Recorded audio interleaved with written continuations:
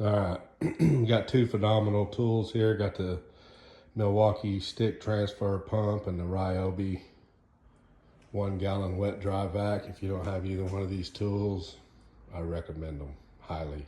So we got a new little couple new pieces here. So I got some of these M18 Milwaukee batteries.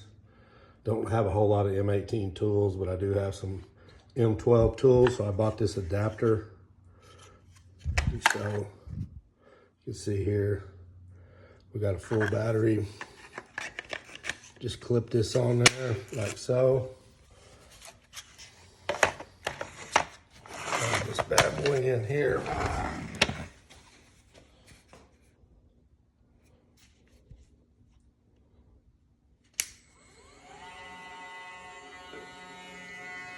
Works like a champ.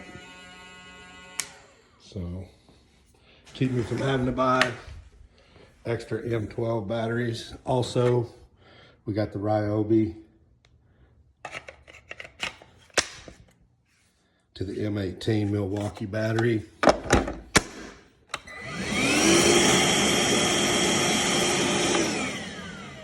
Bingo.